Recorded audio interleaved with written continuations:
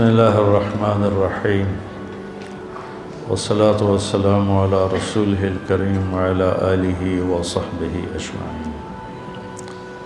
رمضان المبارک قرآن کا مہینہ ہے۔ شہر رمضان الذی انزل فیہ القرآن، شہر رمضان الذی کتب فیہ الصیام، اللہ نے نہیں کہا رمضان کا وہ مہینہ جس میں روزے فرض ہوئے، بلکہ رمضان کا وہ مہینہ جس میں قرآن اترا۔ قرآن کے اترنے نے رمضان کو عزت دی، رمضان کو بلندی دی، اور ساری آسمانی کتابیں، تورات، زبور، انجیل، ابراہیم علیہ السلام کے صحف، شیس علیہ السلام کے صحف، یہ سارے کے سارے اللہ نے اس مہینے کا اس کے لیے انتخاب فرمایا۔ تو میں وہ سامنے لکھا ہوا دیکھ رہا تھا تو اس پر مجھے کچھ بات یاد آ گئی، وہ کرتا ہوں۔ ھذا بلاغ للناس، یہ پیچھے لکھا ہوا ہے، آیت ہے سورہ ابراہیم کی، ھذا بلاغ للناس ولینذروا بہ ولیعلموا انما هو الہ واحد ولیذکر اولو الالباب۔ علامہ زرکشی مفسر ہیں، حنفی ہیں، وہ فرماتے ہیں کہ اگر قرآن کا کوئی نام رکھا جاتا، قرآن تو پڑھی جانے والی کتاب کو کہتے ہیں، اگر قرآن کا کوئی نام رکھا جاتا تو وہ بنتی ہے یہ آیت، ھذا بلاغ للناس، یہ پیغام ہے لوگوں تک پہنچانے کے لیے۔ پہنچائے گا کون؟ یہ امت پہنچائے گی، اس امت کے ذمہ ہے۔ وَكَذَلِكَ جَعَلْنَاكُمْ أُمَّةً وَسَطًا، ہم نے تمہیں امت وسطا بنایا۔ اس کا ایک جو تفسیر طبری میں ترجمہ تھا وہ مجھے سب سے زیادہ پسند آیا۔ سب نے لکھا ہے اعتدال والی امت، بالکل صحیح، اعتدال والی امت، وسط، اعتدال۔ اور عجب بات ہے کہ 286 آیات ہیں غالباً سورہ بقرہ کی، تو یہ جو آیت ہے یہ 143 نمبر آیت، تو اس طرح بھی وسط میں ہے، 143 286 143 286، اور اعتدال والے ہیں ہم دنیا کے پیچھے حریص بھی نہیں ہوتے، اور عبادات میں غلو بھی نہیں کرتے۔ غلو فی العبادات بھی مطلوب نہیں ہے۔ نظام دنیا کیسے چلے گا؟ نظام کائنات کیسے چلے گا؟ دوسرا ترجمہ جو علامہ طبری نے کیا کہ ہم نے تمہیں امت واسطہ بنایا ہے۔ امت واسطہ کس کے درمیان؟ اللہ اور بندوں کے درمیان۔ پہلے واسطہ کون ہوتے تھے؟ انبیاء۔ ہمارے نبی پر نبوت کا اختتام ہوا تو اللہ نے ہمیں کہا وَكَذَلِكَ جَعَلْنَاكُمْ أُمَّةً وَسَطًا۔ میں اس پہ بات کیا کرتا ہوں کہ اللہ نے ہمیں فل جنرل بنایا ہے۔ فل جنرل وہ ہوتا ہے جس کے 4 سٹار ہوں یا 4 ستارے لگے ہوں، وہ صرف 4 ہوتے ہیں، ایک چیف آف آرمی اسٹاف، ایک ایئر چیف مارشل، اور ایک نیوی چیف جو کمانڈر ہیں 3 فوجوں کے، اور چوتھا ہوتا ہے وہ جو جوائنٹ اسٹاف جو ان تینوں کو جوڑتا ہے۔ یہ 4 جرنیل فل سٹار ہوتے ہیں، 4۔ باقی لیفٹنٹ جنرل 3 ہوتے ہیں، میجر جنرل 2 ہوتے ہیں، یعنی 2 ستارے۔ اس امت کو اللہ نے فل سٹار جنرل بنایا ہے۔ کنتم خیر امت، ہمیں اللہ نے خیر امت کہا۔ وَكَذَلِكَ جَعَلْنَاكُمْ أُمَّةً وَسَطًا، اللہ نے ہمیں امت وسطا کہا۔ لِتَكُونُوا شُهَدَاءَ عَلَى النَّاسِ، تیسرا ستارہ ہے شہداء علی الناس، چوتھا ہے هُوَ اجْتَبَاكُمْ، هُوَ اجتباء، شہداء وسطا خیر امت. ہم نے تمہیں امت واسطہ بنایا کہ تم لوگوں کو اللہ سے جوڑتے ہو. امت واسطہ بنایا ہے تاکہ تم شہداء علی الناس بنو، تم لوگوں کے سامنے جا کے گواہی دو کہ لا الہ الا اللہ، اللہ ایک ہے، اس کا معبود کوئی نہیں ہے. یہ صرف آخرت کے دن کی بات نہیں ہے. عام مفسرین نے یہ لکھا ہے کہ یہ شہادت علی الناس ہے قیامت والے دن، کہ جب انبیاء کے آنے کا ان کی امتیں انکار کریں گی تو وہ اس امت کو گواہ بنائیں گے اور یہ امت گواہی دے گی. یہ بھی ہے اور یہ بھی ہے کہ بلغوا عنی ولو آیا فلیبلغ الشاہد الغائب، ان اللہ بعثنی کافۃ للناس رحمۃ فأدوا عنی. میرا پیغام آگے پہنچاؤ. یہ شہادت علی الناس ہے جو آج تبلیغ والے کر رہے ہیں. ایک میں نے یہ محفل لگائی ہے، یہ تعلیم کا حلقہ ہے کہ آپ خود طالب بن کر آئے بیٹھے ہیں اور میں آپ سے بات کر رہا ہوں. شہادت علی الناس کا یہ بھی شہادت علی الناس بن جاتی ہے کسی درجے میں، لیکن اس کا اصل مصداق ہے جب آپ اس کے پاس جاتے ہیں جو آپ کو ٹھکرا رہا ہے، آپ کی سنتا نہیں، یا آنکھیں بند کر کے بیٹھا ہوا ہے. اس تک پیغام پہنچانے والے صرف تبلیغ والے. میرے پاس جب پہلی دفعہ گورنمنٹ کالج لاہور میں ہمارے کالج کے ہی لڑکے آئے بات کرنے، تو پہلے تو مجھے سمجھ میں نہیں آیا کہ یہ کیا کہہ رہے ہیں. ایک لفظ سمجھ میں نہیں آیا، کبھی سنی نہیں تھی دین کی بات. پھر جب وہ دوسری تیسری دفعہ آئے تو میں نے ان کو گالیاں دے کے اپنے کمرے سے نکال دی، دھکے دے کے. کہا اگر آئندہ تم آئے تو میں تم سے برا پیش آؤں گا. تم سوچو، تم چھوٹے چھوٹے مولانا ہو، تمہارے ساتھ کوئی ایسا کرے تو جاؤ گے اس کے پاس، کہیں نہ کہیں سے کفر کا فتویٰ بھی لے آؤ. بڑا ظرف چاہیے اس کے لیے، نبیوں والی تڑپ چاہیے. وہ مزہ دیا تڑپ نے، وہ مزہ دیا تڑپ نے کہ یہ آرزو ہے میری، میرے دونوں پہلوؤں میں دل بے قرار ہوتا. یہ نبیوں والی تڑپ سے آدمی شہادت علی الناس کا فریضہ ادا کرتا ہے. اس وقت جو ہدایت کا اللہ ہدایت کے سبلنا بے شمار راستے اللہ نے بنائے ہیں، لیکن اس وقت جو اللہ کی خاص تائید ہے وہ تبلیغ کے ساتھ. تو اگر اپنی دیکھو نا، جو کاروبار زیادہ چل رہا ہو تو اس میں لوگ پیسہ لگاتے ہیں کہ ہمیں منافع واپس ہے. زندگی تھوڑی ہے، کام زیادہ ہے، تو سارے کام تو ہم کر نہیں سکتے. عمر دراز مانگ کر لائے تھے 4 دن، 2 آرزو میں کٹ گئے 2 انتظار میں. عطا اللہ شاہ بخاری رحمۃ اللہ علیہ اس شعر کو یوں پڑھتے تھے: عمر دراز مانگ کر لائے تھے 4 دن، آدھی کٹ گئی ریل میں، آدھی کٹ گئی جیل میں.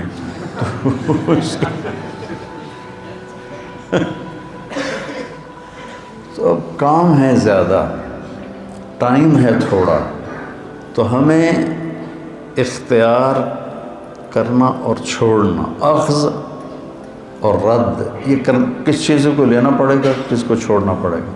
تو اہم فل اہم اس لیے ہے. تو اگر آپ اپنی زندگی کو جو آپ پڑھ رہے ہیں اس کو قیمتی بنانا چاہتے ہیں تو اپنی طاقت کو تبلیغ میں خرچ کرنا سیکھیں، علم کو بھی ساتھ رکھیں، اور اپنی گھر کی زندگی کو بھی ساتھ رکھیں. کہیں پڑھانے کا موقع ملتا ہے اس کو بھی ساتھ رکھیں. میں کسی بھی خیر کے کام کی نفی نہیں کرتا، لیکن جو سب سے بہترین خیر ہے وہ آپ کو بتاتا. ھذا بلاغ للناس، اس سے خوبصورت اور قرآن کا تعارف کیا ہو سکتا ہے؟ یہ پیغام ہے پہنچانے کے لیے، پہنچائیں گے ہم سب، چونکہ قرآن پوری کتابوں کا خلاصہ ہے، اور قرآن کا خلاصہ سورہ فاتحہ ہے، اور سورہ فاتحہ کا خلاصہ ایاک نعبد و ایاک نستعین ہے۔ یہ جو ہمارے دوست بیٹھے ہوئے محلے کے، یہ کہ جی ہم تو عالم نہیں، ہم کیا لوگوں کو پیغام پہنچائیں، یہ ایک آیت پہنچا دو میرے پیارے، اللہ کی مان لے اور اللہ کی بندگی کر اور اسی سے مدد طلب کر، تو اس نے پورا قرآن پہنچا دیا۔ پورے قرآن کا خلاصہ ہے ایاک نعبد و ایاک نستعین۔ تو یہ امت کے ہر فرد کی ذمہ داری ہے۔ فَلْيُبَلِّغْ العالم الغائب نہیں، فَلْيُبَلِّغْ العالم الغائب، علماء میرا پیغام پہنچائیں نہیں، فَلْيُبَلِّغْ العامل الغائب، عمل کرنے والے میرا پیغام پہنچائیں نہیں، فَلْيُبَلِّغْ الشاہد الغائب، آج جو موجود ہیں وہ میرا پیغام آگے پہنچائیں۔ تو بچوں، اپنی زندگی میں تبلیغ کا جذبہ پیدا کرو۔ ایک آدمی آپ کی وجہ سے کفر سے، جنید جمشید رحمۃ اللہ علیہ اور میں ریونڈ کے اجتماع پر تھے، رات کا وقت تھا، کافی رات ہو گئی تھی، باتیں کرتے کرتے ایک دم وہ رونے لگا، اور اتنا رویا کہ اس کے منہ سے رالیں نکل کر داڑھی اتنا حصہ اس کا سفید ہو گیا منہ کی رالوں سے، اور ایسے کرتا اور کہتا مولانا آپ کو پتہ نہیں آپ نے مجھے کہاں سے نکالا۔ یہ ایک جملہ دہرا رہا تھا، مولانا آپ کو پتہ نہیں آپ نے مجھے کہاں سے نکالا، آپ نے مجھے کہاں سے نکالا۔ ایک آدمی جہنم کی طرف جاتا ہوا میرے پاؤں پکڑنے سے تبلیغ میں آ جاتا ہے، توبہ کر لیتا ہے، نیک بن جاتا ہے، تو میرے لیے بہت بڑا سرمایہ ہے۔ حالات کے ساتھ ساتھ آدمی کے اوقات اور کام بھی تبدیل ہوتے ہیں۔ جب 1991 میں میری عمر 38 سال تھی، تو ہم بنگلہ دیش گئے، تو وہاں سب سے پہلے اردو والوں کی 3 چیلے کی جماعت اللہ نے میرے ذریعے سے تیار کروائی۔ اس میں ایک آدمی ان کا سرکردہ تھا، وہ جاتا تھا تو باقی 4 جاتے تھے، وہ نہیں جاتا تھا تو وہ 4 نہیں جاتے تھے، اس کا باپ اجازت نہیں دیتا تھا۔ میں ایک آدمی کو لے کر، ان کا رشتہ دار تھا، ان کے گھر گیا اور میں نے ان کی منت شروع کی۔ اب وہاں کوئی میری تقریر تو نہیں چل رہی تھی، بوڑھے بزرگ تھے، میں ان کی منت کر رہا ہوں اور انکار کر رہے ہیں، منت کر رہا ہوں وہ انکار کر رہے ہیں۔ 1 گھنٹہ گزر گیا، تو وہ جو مجھے لے کر آئے تھے نا، انہوں نے مجھے یہاں سے میری شلوار پکڑی، بس کر بھائی چلیے، کوئی نہیں مندہ بڈھا۔ 2.25 گھنٹے میں نے ان کی منت کی، 2.25 گھنٹے میں بیان ہوتا ہے، اور 2.25 گھنٹے میں میرا ایک جملہ تھا، بزرگوں اجازت دے دو، آپ کی بڑی مہربانی، اجازت دے دو۔ آخر وہ تنگ آ کے کہتا اچھا جا لے جا، میری جان چھوڑ۔ تو اللہ نے اس پوری قوم میں تبلیغ کا کام زندہ کر دیا۔ یہ ہے ھذا بلاغ للناس۔ تو رمضان مبارک مہینہ ہے، میرے نبی رمضان کیسے گزارتے تھے تھوڑا سا یہ میں بتا دیتا ہوں۔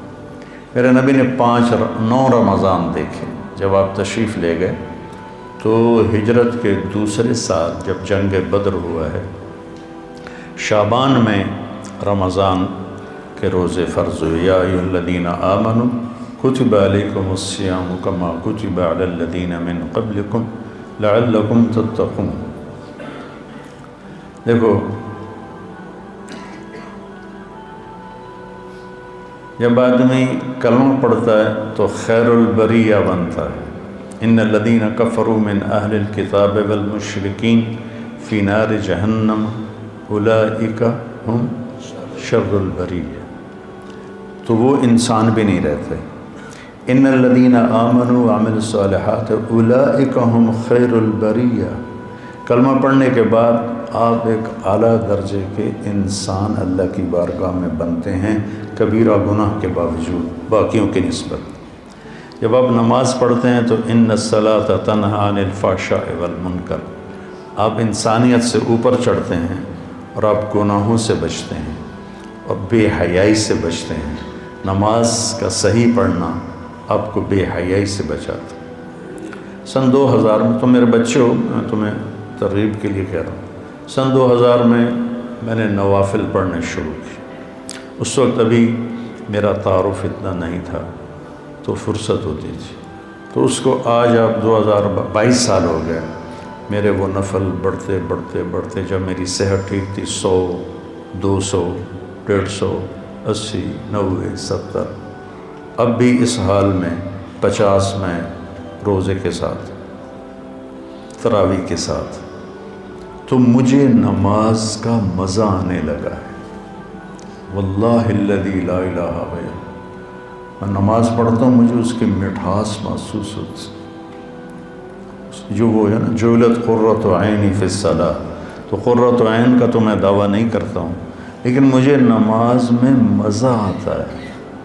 میں سخت تھکاوٹ میں بھی ایسے، اب آج کل میں سجدہ نہیں کر سکتا، رکوع بھی نہیں کر سکتا، سجدہ بھی نہیں کر سکتا، نہا بھی نہیں سکتا، آنکھوں میں پانی نہ پڑے، اور میں چہرے پر تمہارے شیخ کا مقلد بن جاتا ہوں، صرف ایسے وہ کر لیتا ہوں، کیا اس کو کہتے ہیں، دلک؟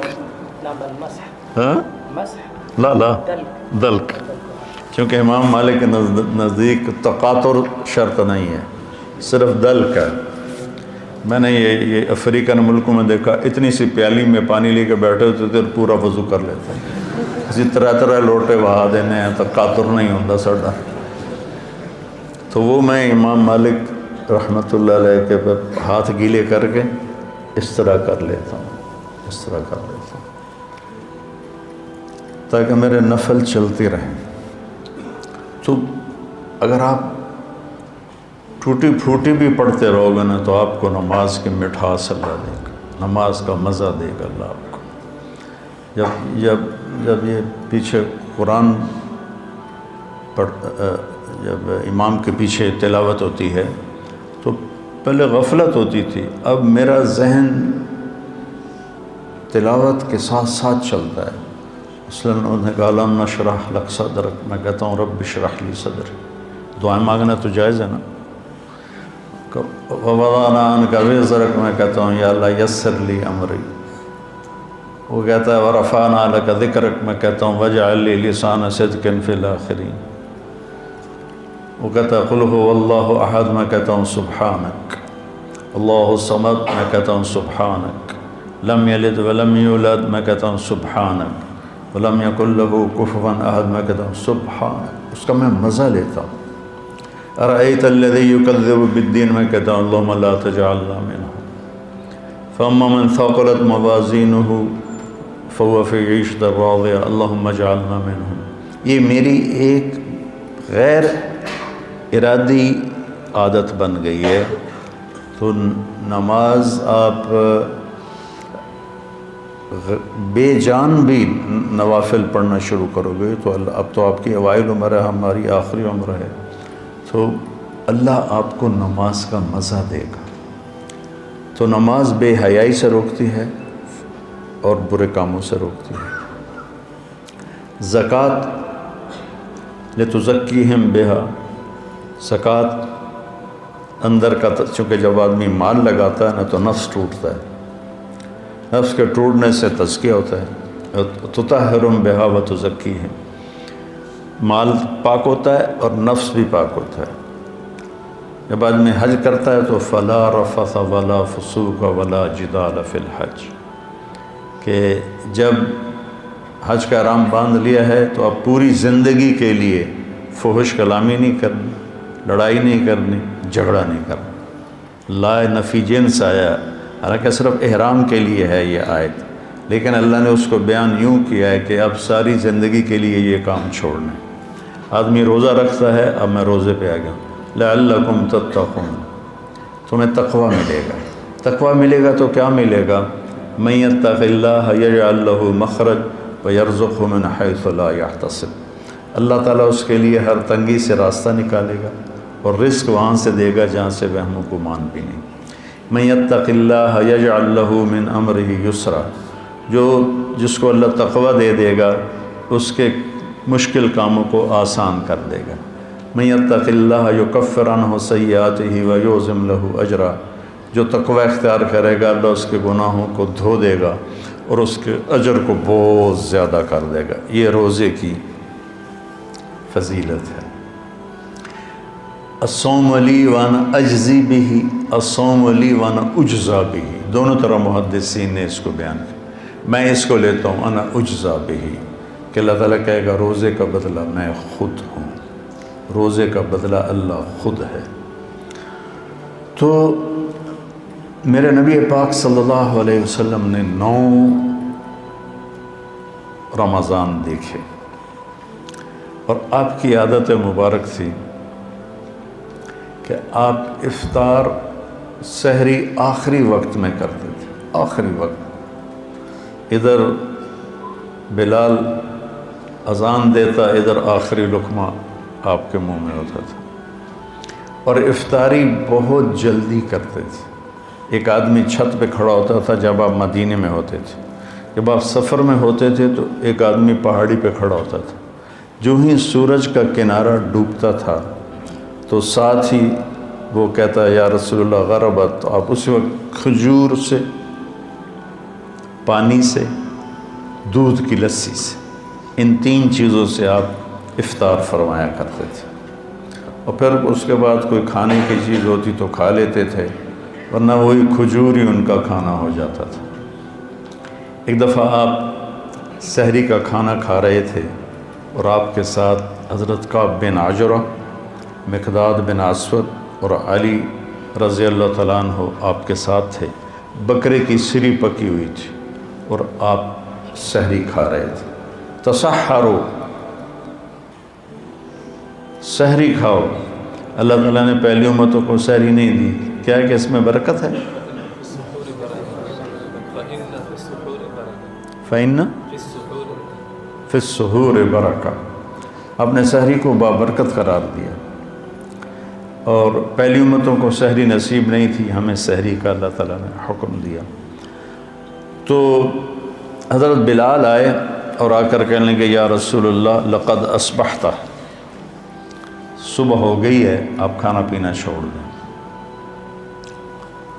جب کبھی بجلی نہیں ہوتی تھی گاؤں میں 70 کی دہائی میں، تو میں جب گھر آتا تھا تو گھر کی چھت، ہمارے گھر کی چھت بڑی، اور چھت پر چاروں طرف اندھیرا ہوتا تھا، میں صبح و صادق کی لکیر کو نکلتے دیکھتا تھا۔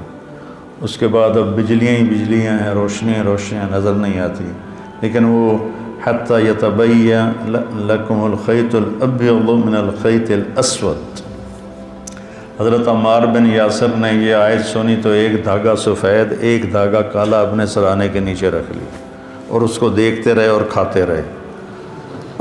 وہ تو ہم نے کہا تیری سحری تو بڑی لمبی ہو گئی، پھر یہ صبح و صادق مراد ہے۔ صرف عربی جاننے سے آدمی نہیں سمجھتا جب تک کسی کی صحبت نہ ہو۔ تو یہ کہہ کر چلے گئے اذان دینے۔ اذان دینے کے لیے وہ ایک انصاری عورت کے گھر پر چڑھتے تھے، وہ چڑھنے لگے تو پھر واپس آئے تو دیکھا تو آپ کھا رہے تھے۔ انہوں نے کہا یا رسول اللہ واللہ لقد اصبحت، یا رسول اللہ اللہ کی قسم صبح ہو گئی۔ تو آپ نے اپنے ہاتھ اٹھا لی، کہا یا بلال ما اصبحنا، ابھی صبح نہیں ہوئی تھی، لیکن تو نے قسم کھائی تو تیری قسم جھوٹی نہ پڑے، اللہ نے صبح و صادق کو پہلے نکال دیا۔ اور حضرت علی نے فرمایا اگر بلال قسم نہ کھاتے تو جب تک ہمارے نبی کھاتے رہتے صبح و صادق ہونی نہیں تھی۔ تو سحری میں آپ مختلف چیزوں سے، جو کی روٹی مل گئی، کھجور مل گئی، افطاری میں بھی یہ تھا، اور ایک روزہ بھی سب کا قضا ہوا، چونکہ یوم غیم اندازے سے روزہ افطار کرنا ہے، بادل والے دن روزہ افطار کرو جب تمہیں اندازہ ہو جائے کہ سورج غروب ہو گیا۔ تو سارے مدینے پر گہرے بادل تھے، تو سب نے سمجھا کہ سورج غروب ہو گیا، تو سب نے افطار کر لیا، اللہ کے نبی نے بھی افطار کر لیا۔ تھوڑی دیر کے بعد بادل چھڑے تو سورج سامنے کھڑا ہوا تھا، پھر اس روزے کو پورے اہل مدینہ نے عید کے بعد اس کی قضا کی۔ اور رمضان میں آپ کی جو بڑی عبادت تھی وہ قرآن تھا۔ 3 دن 9 سال میں 9 رمضان میں صرف 3 دن آپ نے تراویح کی نماز پڑھی۔ کتنی رکعت پڑھی کوئی صحیح حدیث کوئی نہیں ہے، ٹھیک ہے، اس کے بعد چھوڑ دی۔ اس لیے حضرت عائشہ کا فرمان صحیح ہے کہ بخاری شریف کی روایت ہے کہ رمضان اور غیر رمضان میں آپ کی 11 رکعتی نماز تھی، چونکہ آپ نے تہجد کا اہتمام کیا، تراویح کا نہیں۔ اور چوتھے دن آپ نہیں آئے اور وجہ بتائی کہ میں اس لیے نہیں آیا، مجھے ڈر لگا کہ تمہارے اوپر یہ فرض نہ ہو جائے، وہ فرض ہو جاتی تو پھر لوگ 4 رکعت نہیں پڑھتے تو تراویح چھوڑ دیتے تو کتنا بڑا گناہ ہوتا۔ تو اس میں پھر آپ کے زمانے میں کوئی تعداد نہیں تھی، اور حفاظ الگ الگ کھڑے ہوتے تھے، اور اس جیسے یہاں ہو رہا ہے اہتمام، جیسے اب آپ الگ الگ سنا رہے ہیں، وہاں الگ الگ مسجدوں میں سناتے تھے۔ پھر ابو بکر صدیق رضی اللہ تعالیٰ عنہ کا زمانہ آیا تو اس میں بھی اسی طرح چلتا رہا معاملہ بغیر تعداد کے تعین کے۔ عمر رضی اللہ عنہ کا اوائل جو تھا، شروع کا خلافت کا زمانہ، اس میں اسی طرح چلتا رہا۔ ایک دن آپ مسجد میں داخل ہوئے تو آپ نے دیکھا الگ الگ نماز پڑھ رہے تھے لوگ، تو آپ نے کہا کہ میں ان کو ایک امام پہ کیوں نہ جمع کر دوں، تو ابی بن کعب پر آپ نے سب کو جمع کیا اور 20 تراویح فرمایا، صحیح روایت۔ اور یہ بھی صحیح روایت ہے کہ آپ نے ابن السائب، پہلے ان کا نام کیا یاد نہیں، ان کو 8 تراویح پڑھانے کا حکم دیا۔ تو اب اگر کوئی 8 پڑھتا ہے گنجائش ہے، لڑائی نہیں کرنی، 8 کا تو ثبوت ہی کوئی نہیں۔ اگر کوئی 20 پڑھتا ہے تو صحیح حدیث ہے، اسے لڑنا نہیں چاہیے کہ تو بدعت ہے، بدعت۔ ایک تو ہمارے یہاں بھائیوں کو یہ بڑی جلدی پتہ چل جاتا ہے بدعت ہے، بدعت۔ تو 20 کی روایت بھی حضرت عمر سے ہے اور 8 کی روایت بھی حضرت عمر سے ہے۔ امت کا بڑا طبقہ 20 پر جمع ہوا، اور تواتر سے ایک عمل سینکڑوں سال سے لاکھوں کروڑوں امت کے افراد 20 پر پوری دنیا میں پڑھیں، اور چند لاکھ یا چند کروڑ 8 پڑھیں، اور وہ پھر اپنی رائے اس طرح مسلط کریں کہ 20 تراویح تو ہے ہی نہیں۔ شیخ عطیہ بن سالم رحمۃ اللہ علیہ مسجد نبوی میں درس دیتے تھے، اور سب سے بڑے تھے اس وقت محدث 90 کی دہائی میں۔ اس وقت میں جب حج پہ جاتا تھا تو حضرات کے ساتھ جانا ہوتا تھا، تو ہم 1 مہینہ مدینہ ٹھہرتے تھے، تو میں پورا مہینہ ان کے درس میں بیٹھتا تھا اور بہت فائدہ ہوتا تھا درس میں۔ ان کی کتاب تھی صلاۃ التراویح، وہ میں نے ساری پڑھی کہ میں نے یہ کتاب اس لیے لکھی ہے کہ میں دیکھتا ہوں کہ 8 تراویح کے بعد بہت سے لوگ نماز چھوڑ کے پیچھے بیٹھ جاتے ہیں۔ اس پر یہ عنوان تھا، اور پھر آگے بات کی کہ یہ نفل ہے۔ کوئی مدینے والے 40 پڑھتے تھے بعد کے، حضور کے بعد کے زمانہ میں، خلفاء راشدین کے بعد کے۔ مکے والے وہ 4 تراویح پڑھ کے ایک طواف کرتے، پھر 4 تراویح پڑھ کے ایک طواف کرتے۔ مدینے والوں نے کہا ہوں اسی طواف تک کر نہیں سکنے، ایسی کی کری، انہوں نے کہا ایسی 20 دیاں 40۔ خان صاحب 2 رکعت نماز نفل، اللہ اکبر۔ ایک کوئی پنجابی ہے، اس نے ذرا اونچی نماز، میں کہا 4 رکعت نماز، اللہ اکبر۔ ان کا خوب مقابلہ کرتا 100 رکعت نماز۔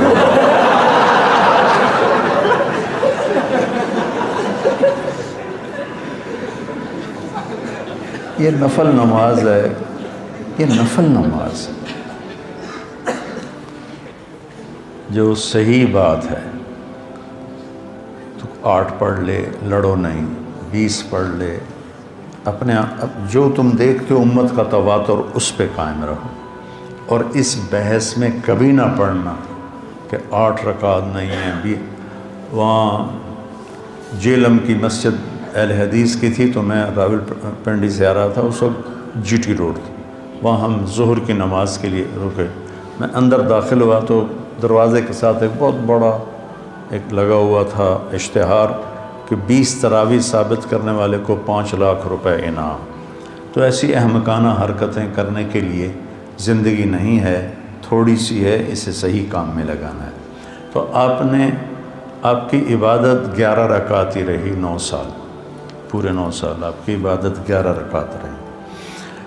اور قرآن کا آپ دور فرماتے تھے جبریل کے ساتھ، رمضان میں جبریل آتے تھے، اب ایک قرآن غالباً جبریل سناتے ہوں گے، ایک قرآن اللہ کے نبی سناتے ہوں گے۔ جس سال آپ دنیا سے تشریف لے گئے اس رمضان میں آپ نے 2 قرآن سنائے، 2 دفعہ قرآن کا دور کیا۔ اور پھر لیلۃ القدر کے تلاش میں آپ نے ایک دفعہ پورا مہینہ اعتکاف کیا، پورا مہینہ۔ پھر اس کے بعد فرمایا کہ اس کو آخری 5 راتوں میں تلاش کرو، 21، 25، 21، 23، 25، 27، 29، اس میں اس کو تلاش کرو۔ اور آخری اشرا پہ اعتکاف بیٹھتے تھے، آپ کی مستقل سنت۔ ایک دفعہ آپ کا اعتکاف، آپ نے اعتکاف کسی وجہ سے نہیں کیا، وہ ایسا ہوا کہ حضرت عائشہ آپ کے اعتکاف میں بستر لے کر آ گئی، ان کو دیکھ کر حضرت زینب بھی یہ بستر لے کر آ گئی۔ تو آپ نے دیکھا یہ سوکنیں تو آپس میں ہی لڑیں گی مسجد میں، تو آپ نے اعتکاف اٹھا دیا اور ختم کر دیا۔ اور پھر شوال میں آپ نے 10 دن اعتکاف کے گزارے۔ ایک دن کا اعتکاف 3 خندق جہنم سے دوری ہوتی، اور ایک خندق کا فاصلہ زمین آسمان کی مسافت کے برابر ہوتا ہے۔ تو اعتکاف آپ کی مستقل سنت تھی، اور اس میں آپ کی سخاوت بڑھ جاتی تھی۔ رمضان کا مہینہ سخاوت کا بھی ہے، آپ اجود الناس تھے۔ ان اللہ الاجود الاجود وانا اجودکم من بعدہ، اللہ سب سے بڑا سخی ہے، اس کے بعد سب سے بڑا سخی میں ہوں۔ تو اس میں کھانا کھلانا ماشاءاللہ، جب صحت اچھی تھی تو بہت رمضان اللہ کے فضل سے گزرے حرمین میں، تو وہ عربوں کی فطرت میں سخاوت، اجمیوں کی فطرت میں کنجوسی ہے، ہمیں سخاوت سیکھنی پڑتی ہے، عرب میں سخاوت فطری ہوتی۔ حاتم طائی سے کسی نے پوچھا اپنے سے بڑا سخی دیکھا؟ کہنے لگے ہاں۔ ایک سفر میں تھے تو ایک رات آ گئی، تو ایک بدو نوجوان کے پاس ٹھہرے، تو اس نے بکرا سامنے رکھا، اور وہ سیرینہ ساتھ ہی ہوتی ہے، شروع سے یہ تعزیہ اب بھی ہے کہ پورا سر آنکھیں ایسے پڑی ہوتی ہیں، ہم تو اس تھال پہ بیٹھتے ہی نہیں تھے جس میں وہ ایسے دیکھ رہا ہوتا، میں تو دوسرے تھال پہ جا کے بیٹھ جاتا تھا۔ پھر اس کو ایسے طریقے سے توڑتے ہیں سر کی ہڈی کو کہ اس میں سے مغز نکل آتا ہے، اسے وہ بڑے مزے سے کھاتے ہیں، مجھے بڑی کراہت آتی تھی۔ تو حاتم طائی نے مغز کھایا تو کہنے لگا نعم الدماغ، مغز بڑا مزے کا پکا ہوا ہے۔ تو اٹھا اور جلدی سے اس نے 4 بکروں کی سریاں اتاریں اور ان کا مغز تیار کر کے سامنے رکھ دیا۔ تو وہ 5 بکریوں کا مغز کھا کے سو گئے۔ صبح اٹھے تو باقی 4 بکریاں، ان کا صرف سری اتری ہوئی تھی، سر جسم پڑا ہوا تھا، ایک بکرا تو انہوں نے کھایا سب نے۔ تو اس نے حاتم طائی نے پوچھا یہ کیا کیا ہے؟ کہنے لگا آپ کو جو مغز پسند آیا تو میرا جی چاہا کہ مہمان کو خوش کروں۔ کہنے لگا حاتم تمہارے پاس اور کتنی بکریاں ہیں؟ کہا لگ بھگ یہی 5 تھیں۔ اب پاگل تو اپنا گزارا کیسے کرے گا؟ کہا پھر مہمان کو خوش کرنا بھی تو ہماری روایت ہے۔ تو کہا وہ مجھ سے بڑا سخی تھا۔ تو حاتم سے پوچھا گیا پھر آپ نے اس کو کیا دیا؟ کہ میں نے اسے 100 اونٹ دیے۔ تو لوگوں نے کہا پھر تو آپ بڑے سخی ہوئے۔ کہ نہیں، وہ بڑا سخی تھا، اس نے پورا مال لگا دیا، میں نے تو اپنے مال کا کچھ حصہ اس کو دیا، وہ مجھ سے بڑا سخی تھا۔ اللہ کو سخی سے پیار ہے، بخیل سے نفرت ہے۔ سخی اللہ کے قریب ہے، سخی جنت کے قریب ہے، سخی لوگوں کے قریب ہے اور جہنم سے دور ہے، اور بخیل اللہ سے دور ہے، لوگوں سے دور ہے، جنت سے دور ہے اور جہنم کے قریب ہے۔ تو اس میں صرف زکوٰۃ نہیں، زکوٰۃ کے اوپر بھی خرچ کرنا چاہیے۔ آپ بھی ایک دوسرے پہ چھوٹی موٹی، کسی کو کھجور کھلا دو، کسی کو کوئی شربت پلا دو، کسی کو کچھ کھلا دو تاکہ آپ سخیوں میں آ جائیں۔ تو آپ کی رمضان میں ایک آپ کا روزہ، ایک آپ کی تلاوت مستقل، اور ایک آپ اعتکاف بیٹھتے تھے مستقل۔ جس سال آپ نے اعتکاف اٹھایا اس سال آپ نے اس کی قضا کی۔ پھر آپ کے رمضان میں جنگ بدر بھی ہے، آپ بدر کے لیے نکلے، 12 رمضان کو نکلے اور 17 کو یہ معرکہ ہوا اور آپ کامیابی کے ساتھ سرخرو ہو کر واپس لوٹے، اور اسی میں فتح مکہ ہوا۔ 8 رمضان کو آپ نکلے، 8 رمضان کو۔ تو عصفان پہنچ کر آپ نے سب کو دکھا کے پانی منگوایا اور اپنا روزہ توڑ دیا۔ پیچھے سے روزے رکھ رہے تھے، روزہ توڑ دیا۔ تو صحابہ نے بھی روزہ توڑ دیا۔ کچھ جو زیادہ ہمت والے تھے انہوں نے کہا نہیں ہم نبھائیں گے، انہوں نے نہیں توڑا۔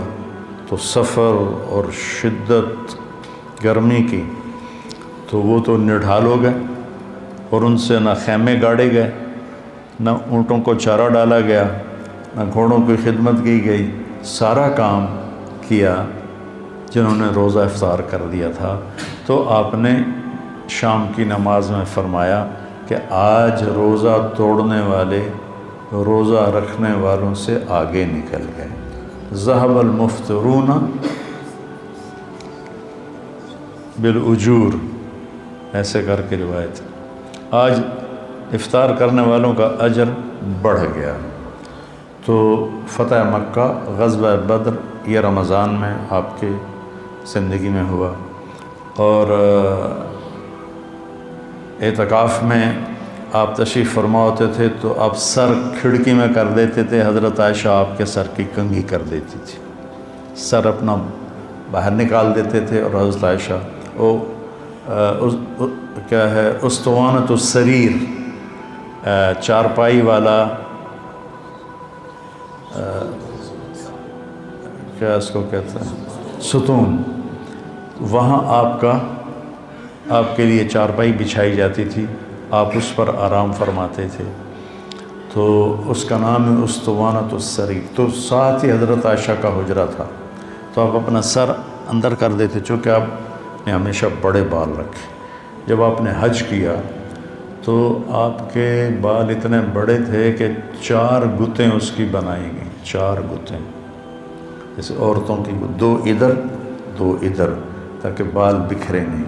لیکن عام طور پر آپ کے جو بال تھے یہ کان کی لو تک ہوتے تھے، ایسے کر۔ تو یہ میرے نبی کا رمضان ہے، اس کے ظاہری اعمال ہیں۔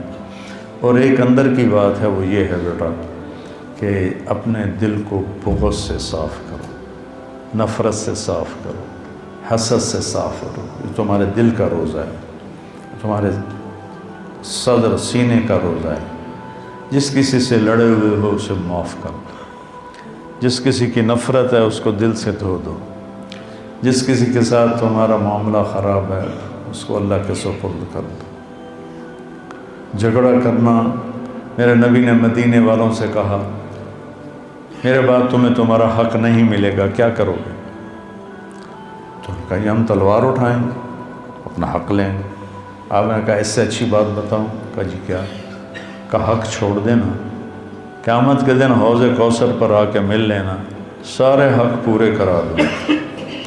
تو یہ وعدہ صرف مدینے والوں سے نہیں ہے، ہر اس امتی سے ہے جو لڑائی سے بچنے کے لیے حق چھوڑ دے، اپنا حق چھوڑ دے اور جھگڑے کو دبا دے، تو اللہ کے نبی اس کے وکیل بن کر اللہ سے سب کچھ دلوائیں گے. تو اس لیے میں نے آپ کے وہ استادوں سے بھی کہا تھا کہ رمضان میں قرآن کو غالب رکھیں اپنے اسباق میں، اپنے دروس میں. اور آپ بھی دیکھو، ایک ہوتا ہے حضرت عبداللہ بن عامر ایک دن میں قرآن ختم کرتے تھے، اللہ کا نبی نے پسند نہیں فرمایا. روزانہ روزہ رکھتے تھے، آپ نے پسند نہیں فرمایا، ان کو مجبور کیا کہ تو مہینے میں 3 دن رکھ. تو انہوں نے کہا کہ مجھے اس سے زیادہ کی طاقت ہے. تو پھر 10 دن کا نہیں، ہفتہ نہیں. کہا اچھا ایسا کرو کہ 1 دن روزہ رکھو، 1 دن افطار کرو، اور قرآن 1 دن میں ختم نہیں کرنا، کم از کم 3 دن میں ختم کرو. تو تدبر جو ہوتا ہے وہ ہوتا ہے آپ دھیان سے قرآن پڑھیں. اور آپ تو عربی بھی سمجھتے ہیں، یہ جو ہمارے محلے کے لوگ بیٹھے ہیں یہ ترجمے والا قرآن پڑھیں اور سوچیں کہ اللہ کیا کہہ رہا ہے. اب ہمارے ہاں اب تو نہیں آتے، یہ دیرہ غازی خان سے حافظ آتے تھے تو وہ تراویح پڑھاتے تھے، اور غریب بچے ہوتے تھے تو اس کو پیسے طے ہو جاتے تھے. تو پھر وہ پڑھتے الحمدللہ رب العالمین آمین ولا الضالین، ایسے سمجھنا تھا. الف لام میم اللہ اکبر، یہ آواز ہوتی تھی. ہماری جماعت تھی سیالکوٹ، رمضان کا مہینہ تھا 1972 میں، تو عرب ہمارے ساتھ تھے. تو آگے امام ایسا ہی تھا، تو ایک عرب یوں کر کے نا باہر نکلا. تو میں اس کے پیچھے بھاگا، میں کہ کوئی چکر ہو گیا جڑا این سر مار کے نکلے. تو وہ ٹوٹیوں پہ کھڑا، میں پیچھے پہنچ گیا. میں نے کہا شیخ ماں بکا؟ کہتا ہے اسمع ان اللہ یقول ورتل القرآن ترتیلا ولا یقول دب دب دب دب دب دب.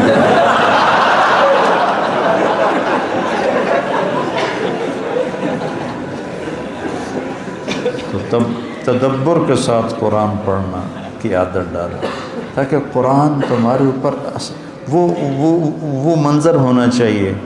وَإِذَا تُلِيَتْ عَلَيْهِمْ آيَاتُهُ زَادَتْهُمْ إِيمَانًا، اور وہ تقشعر منه جلود الذين يخشون ربهم ثم تلين قلوبهم وجلودهم إلى ذكر الله. تم تو عربی جانتے ہو، تم تو بلاغت بھی پڑھے ہو، میں تو پڑھی کوئی نہیں. تو مزہ لو قرآن کا، مزہ لو نماز کا. السلام علیکم.